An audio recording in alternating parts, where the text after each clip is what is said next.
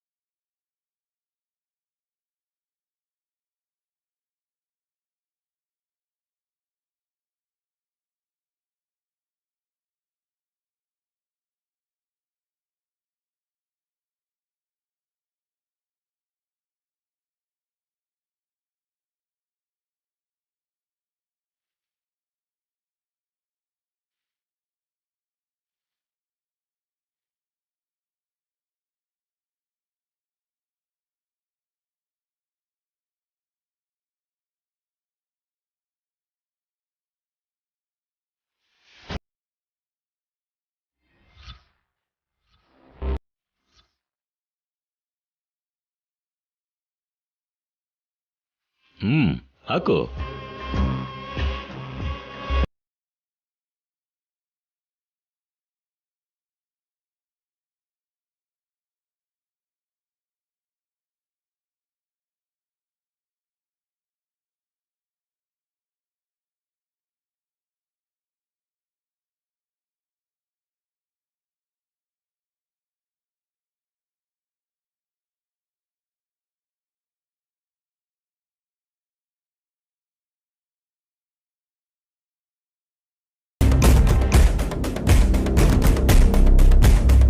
ಆದ್ರೆ ನೀನ್ ನನ್ ಸೋದ್ರ ಸೊಸೆ, ನಮ್ಮಣ್ಣನ್ ಮಗಳು.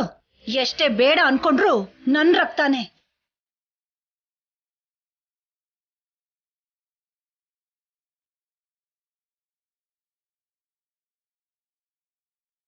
ಅದಕ್ಕೆ ಸೈನ್ ಹಾಕ್ತಾ ಇರೋದು.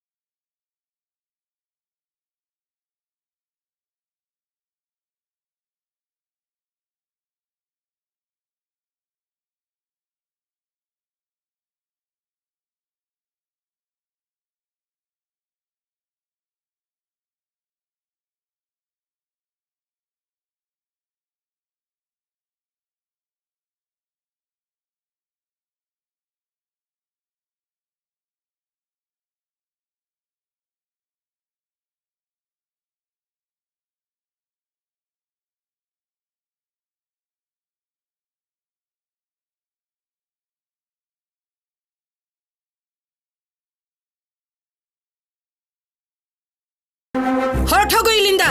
ಸಂಪದ, ನಿನಗ್ ಬೇಕಾಗಿರೋದನ್ನ ನಿನಗ್ ಕೊಟ್ಬಿಡ್ತೀವಿ.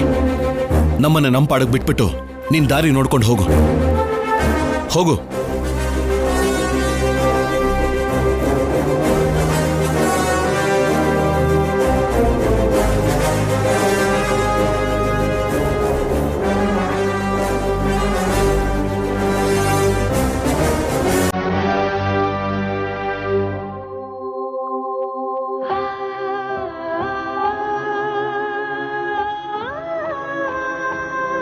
ಕಲ್ಯಾಣಿ, ನೀನೇನ್ ಬೇಜಾರು ಮಾಡ್ಕೋಬೇಡ.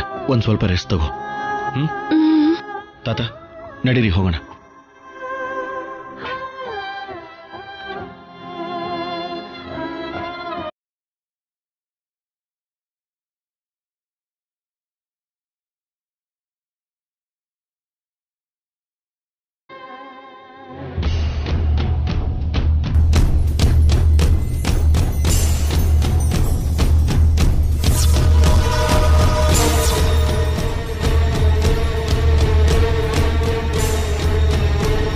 ನಿನ್ಗೆ ಆಸ್ತಿ ಬರ್ಕೊಡೋದಕ್ಕೋಸ್ಕರ ನನ್ನವರಿಗೆ ನಾನು ಮೋಸ ಮಾಡ್ಬೇಕಾಗಿ ಬಂದಿದೆ.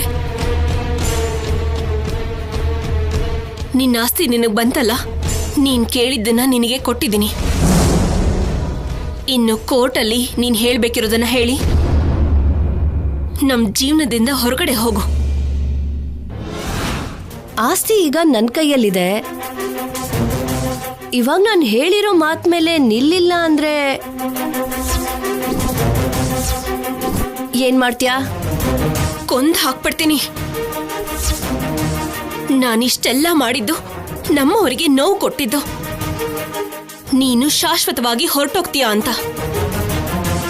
ಆಸ್ತಿ ಬರ್ಕೊಟ್ಟಿದಾರಲ್ಲ ಅಂತ ನಾಟಕ ಏನಾದ್ರೂ ಆಡಿದ್ರೆ ನೀನು ಕೊಟ್ಟಿರೋ ಆಸ್ತಿ ಪತ್ರಗಳ ಜೊತೆಗೆ ನಿನ್ನನ್ನು ಇಲ್ಲೇ ಗುಂಡಿ ತೋಡಿ ಮುಚ್ಚಿಬಿಡ್ತೀನಿ.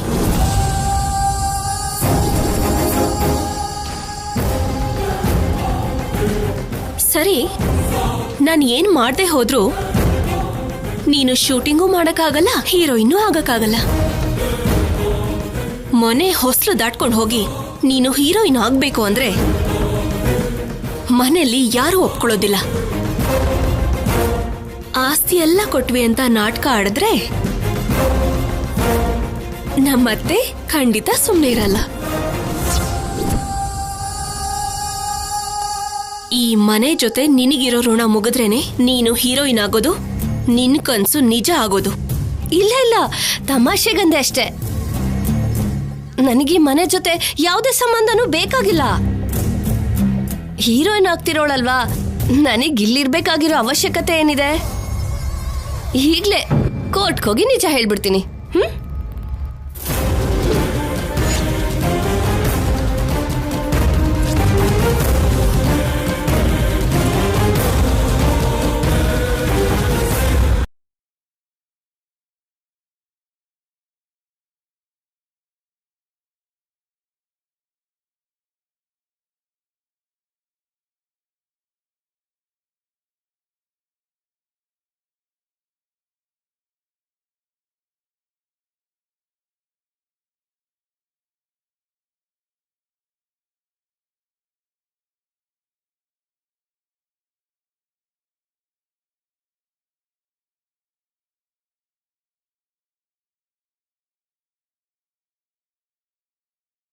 ಅಜ್ಜಿ, ಹುಷಾರಮ್ಮ.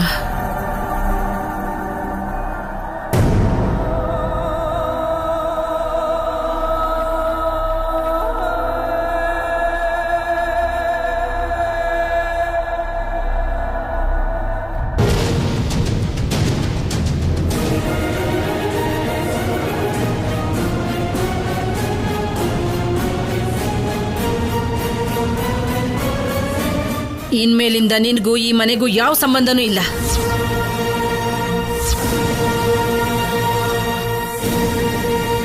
ಹೆಜ್ಜೆ ಹೊರಗಡೆ ಇಟ್ಟ ಮೇಲೆ ಮತ್ತೆ ನನ್ನ ಮೊಮ್ಮಗಳ ಜೀವನದೊಳಗಾಗ್ಲಿ ಮೊಮ್ಮಗನ ಜೀವನದೊಳಗಾಗ್ಲಿ ಮತ್ತೆ ಬರ್ಬೇಕು ಅಂತ ಪ್ರಯತ್ನ ಪಟ್ಟಿಯೋ,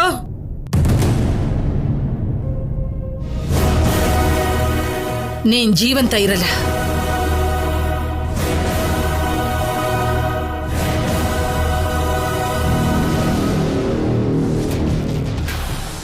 ಮತ್ತೆ ಬರೋದಾ? ಬಂದು ನೋಡು ಅನ್ನೋ. ಕುತ್ತಿಗೆ ಮೇಲೆ ಕಾಲಿಟ್ಟು ಸಾಯಿಸ್ಬಿಡ್ತೀನಿ. ಓಕೆ,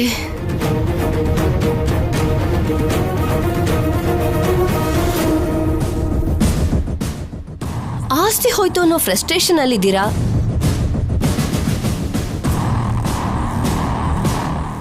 ನನಗ್ ಬೇಕಾಗಿರೋದನ್ನ ನನಗ್ ಕೊಟ್ಟಿರೋದಕ್ಕೆ ಇನ್ನು ನನ್ನ ಬಗ್ಗೆ ಯಾರು ಭಯ ಪಡ್ಬೇಕಾಗಿರೋ ಅಗತ್ಯನೇ ಇಲ್ಲ.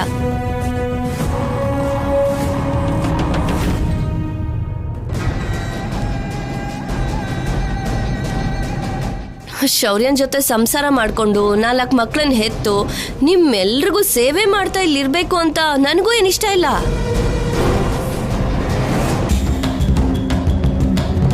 ನನ್ನ ಯೋಚನೆ ದೊಡ್ಡದು, ನಾಳೆ ನನ್ನ ಸ್ಥಾನನೂ ದೊಡ್ಡದು. ನೋಡ್ತಿರಲ್ವಾ?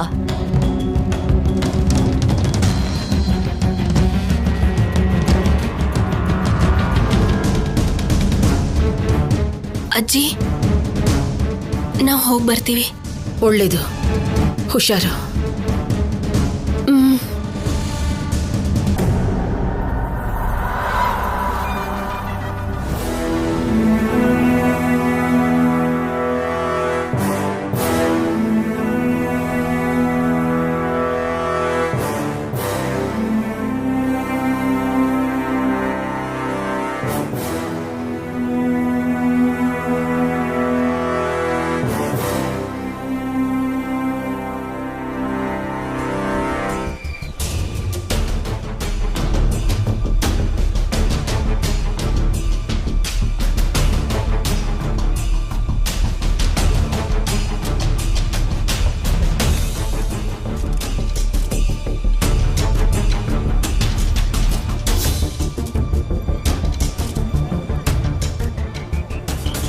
ಅಮ್ಮ ದೇವತೆ ಬಾ.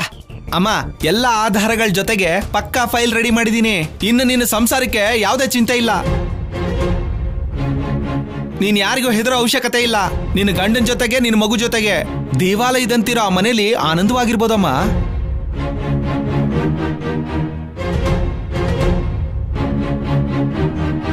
ಕೋರ್ಟ್ ತೀರ್ಪುಗೋಸ್ಕರ ನಿನ್ನ ಗಂಡನ ಜೊತೆಗೆ ಸೌತೆ ಅಕ್ಕನ ಕರ್ಕೊಂಡ್ ಬಂದೆ ನೋಡು. ನೀನು ಅಂತಿಂತ ದೇವತೆ ಅಲ್ಲಮ್ಮ. ಇವತ್ತೇ ತೀರ್ಪು ಬಂದ್ಬಿಡತ್ತೆ ಅಲ್ವಾ? ಬಂದ್ಬಿಡುತ್ತೆ ಅಮ್ಮ. ಅದಕ್ಕೆ ಈ ಕೇಸ್ನ ಫ್ಯಾಮಿಲಿ ಕೋರ್ಟ್ಗೆ ವರ್ಗಾಯಿಸಿ ಅಂತ ಹೇಳಿದೀನಿ. ಸಿಂಪಲ್ ಆಗಿರುತ್ತೆ, ಸಿಂಪಲ್ ಆಗಿ ತೀರ್ಮಾನ ಬಂದ್ಬಿಡುತ್ತೆ. ಏನ್ ಆಧಾರ ಅಂತಿದ್ಯಾ? ಅದು ಜಡ್ಜ್ ಕೈಗೆ ಹೊರಟೋದ್ರೆ ನೀನ್ ಹೀರೋಯಿನೂ ಆಗಲ್ಲ. ನೆನ್ಪಿದೆಯಲ್ಲ? ಶೌರ್ಯ, ಮನ್ಸು ಬದಲಾಯಿಸಿರೋ ಮನುಷ್ಯರಾಗಿ ನಮ್ ದೇವತೆನ ನಿಮ್ಮ ಕುಟುಂಬಕ್ಕೆ ಸೇರಿಸ್ಕೊಂಡಿದ್ದೀರಾ.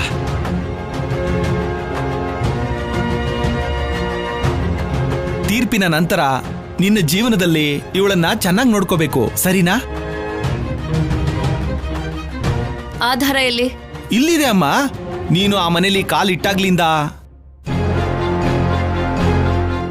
ಶ್ರೀರಾಮ ನವಮಿ, ಅಮ್ಮನವ್ರ ಪೂಜೆ, ನಿಮ್ಮ ಅನ್ಯೋನ್ಯತೆ, ನಿಮ್ಮ ಮನೆಯವರೆಲ್ರಿಗೂ ನಿನ್ ಮೇಲೆ ಇಟ್ಟಿರೋ ಅಭಿಮಾನ ಎಲ್ಲ ಎಲ್ಲ ಕವರ್ ಮಾಡಿದೀನಮ್ಮ. ನೀವು ಜಡ್ಜಿಗೆ ತೋರಿಸ್ಬೇಕಾಗಿರೋ ಆಧಾರಗಳು ಅದಲ್ಲ. ಮತ್ತೆ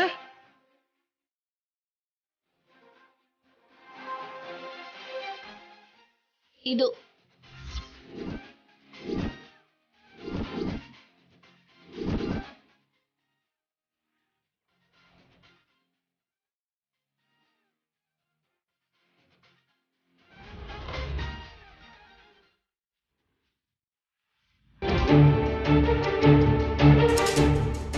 ಏನಮ್ಮ ಇದು? ನೀವೇನ ಇದರಲ್ಲಿ ಇರೋದು? ನಿಮ್ಮ ಪಕ್ಕದಲ್ಲಿರೋರು ಯಾರು? ಅನುಮಾನನೇ ಬೇಡ, ಅದ್ರಲ್ಲಿರೋದು ನಾನೇ. ಅದ್ರಲ್ಲಿ ನನ್ನ ಜೊತೆ ಇರೋದು ನನ್ನ ಲವರ್ ಸಿದ್ದು.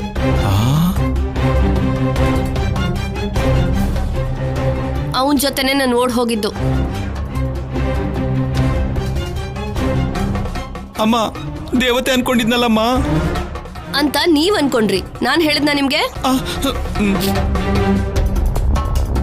ಏನಾದ್ರೂ ಹೇಳಕ್ ಮುಂಚೆನೆ ಆಹಾ ಓಹೋ ಅಮ್ಮ ಅಮ್ಮ ಅಂತ ಓವರ್ ಆಕ್ಟಿಂಗ್ ಮಾಡ್ತೀರಾ ನೀವು. ನೀವು ನನ್ನನ್ನು ಹಾಗ ಅನ್ಬಾರ್ದಮ್ಮ. ಕೋರ್ಟ್ ಆಗಿರೋದಕ್ಕೆ ತುಂಬಾ ಕಡಿಮೆ ಮಾತಾಡ್ತಿದ್ದೀನಿ. ಹೋಗ್ ಕೆಲ್ಸ ನೋಡ್ಕೊಳ್ಳಿ. ನಿಮ್ಮನ್ನು ಹೀಗೆ ಊಹೆ ಮಾಡ್ಕೊಳಕ್ ಆಗ್ತಿಲ್ಲ ಕಣಮ್ಮ. ನನ್ಗೆ ಹೊರಗಡೆ ತುಂಬಾ ಮುಖ್ಯವಾಗಿರೋ ಕೆಲ್ಸಗಳಿದೆ. ಮೊದ್ಲು ಜಡ್ಜ್ ಹತ್ರ ಹೋಗ್ತೀರಾ ಇಲ್ವಾ? ಹೌದು, ನಮ್ ಸಂಪದಂಗೆ ತುಂಬಾ ಮುಖ್ಯವಾದ ಕೆಲಸ ಇದೆ. ಹೋಗ್ಲಿ ಬಿಡಿ ಕರುಣಾಕರ್ ಅವರೇ. ಸರಿನಮ್ಮ, ಬನ್ನಿ. ಮಗುಗೋಸ್ಕರ ಕೋರ್ಟ್ವರೆಗೂ ಬಂದೆ. ಎಲ್ಲ ಚೆನ್ನಾಗೇ ಇದ್ರೆ ನಿನ್ ಗಂಡನ ಜೊತೆ ಮತ್ತೆ ಒಟ್ಟಿಗೆ ಇರ್ತೀನಿ ಎಂದೆ. ಅದಕ್ಕೆ ನಿನಗೆ ಕೊಟ್ಟಿದ್ದ ಗಡುವು ಮುಗ್ದೋಯ್ತು. ಇನ್ಮೇಲಾದ್ರೂ ಗಂಡ ಹೆಂಡತಿ ಒಟ್ಟಿಗೆ ಇರ್ಬೇಕು ಅನ್ನೋ ನಿರ್ಧಾರಕ್ಕೆ ಬಂದ್ರ?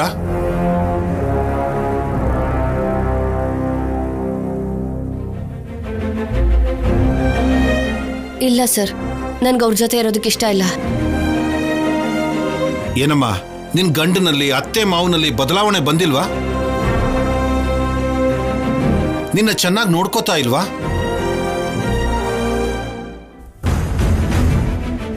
ಕರುಣಾಕರ್ ರಾವ್ ಅವರೇ, ಅವ್ರ ಮನೆಯಲ್ಲಿ ಈ ಹುಡುಗಿನ ಹೇಗೆ ನೋಡ್ಕೋತಿದ್ದಾರೆ ಅನ್ನೋದನ್ನ ಅಬ್ಸರ್ವ್ ಮಾಡಿ ಹೇಳಿ ಎಂದಿದ್ದೆ. ಆ ರಿಪೋರ್ಟ್ ಕೊಡಿ. ಯುವರ್ ಆನರ್, ನಾನ್ ತಯಾರು ಮಾಡಿರೋ ನಿವೇದನೆ ಸುಳ್ಳು. ನಿಜ ಏನು ಅನ್ನೋದನ್ನ ಈ ಸಂಪದ ಅದಕ್ಕೆ ಆಧಾರ ಕೊಟ್ಲು.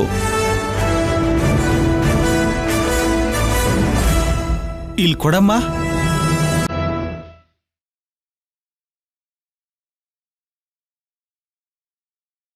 ಪರಿಶೀಲನೆ ಮಾಡಿ.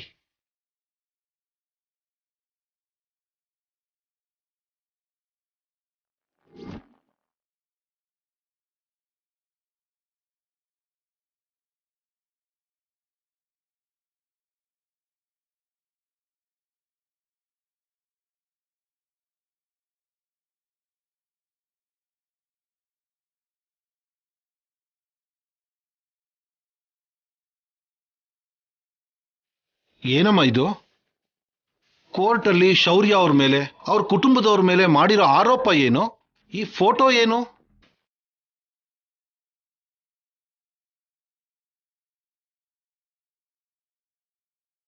ನಾನು ಹೇಳಿದ ಸುಳ್ಳು ಸರ್. ಆ ಫೋಟೋದಲ್ಲಿರೋದೇ ನಿಜ.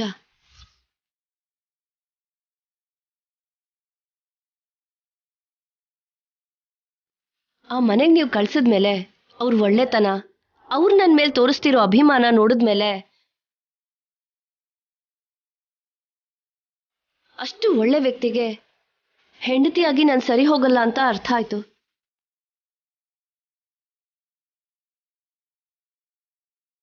ಮದುವೆ ಆಗಿ ಮಗು ಹುಟ್ಟಿದ ಹಾಗೆ ಮೊದಲು ನಾನು ಪ್ರೀತಿಸ್ತಿದ್ದ ಸಿದ್ದು ಜೊತೆ ನಾನು ಓಡ್ ಹೋಗಿದ್ದು ನಿಜ. ನನ್ನಂತವಳು ಶೌರ್ಯನ್ ಹೆಂಡತಿಯಾಗಿ ಆ ಮನೆ ಸೊಸೆಯಾಗಿ ಸರಿ ಹೊಂದಲ್ಲ. ನಾನು ಮನೆಗೆ ಹೋಗಿದ್ದು ಕೂಡ ಬರೀ ಒಡವೆಗೋಸ್ಕರ, ದುಡ್ಡುಗೋಸ್ಕರನೇ. ನನ್ನ ತಪ್ಪು ನಾನು ತಿಳ್ಕೊಂಡಿದ್ದೀನಿ. ಅದಕ್ಕೆ ಅವ್ರಿಗೆ ದೂರವಾಗಿ ಹೊರಟೋಗ್ಬೇಕು ಅಂತ ನಿರ್ಧಾರ ಮಾಡ್ಕೊಂಡಿದ್ದೀನಿ. ಶೌರ್ಯಂಗೆ ನಾನು ಹೆಂಡತಿ ಅಲ್ಲ ಸರ್. ಹೆಂಡತಿ ಅಂದ್ರೆ ಕಲ್ಯಾಣಿನೇ.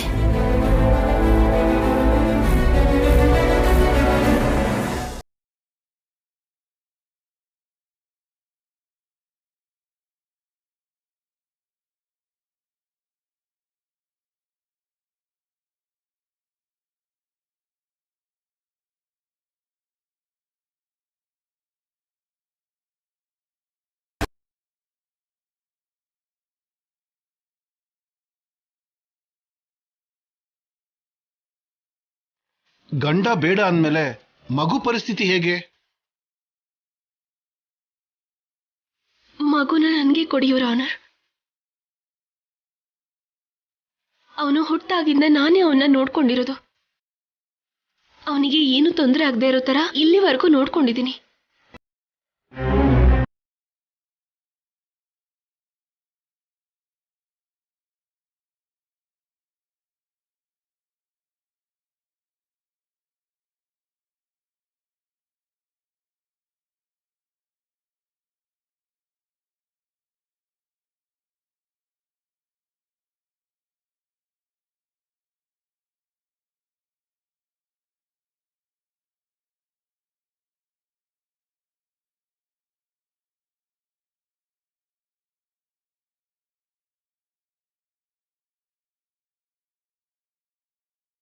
ಇಲ್ಲ ಅಂದ್ರೆ ಯಾರಾದ್ರೂ ಬೆದರಿಸಿದ್ದಕ್ಕೆ ಈ ರೀತಿ ಮಾತಾಡ್ತಾ ಇದೀಯಾ?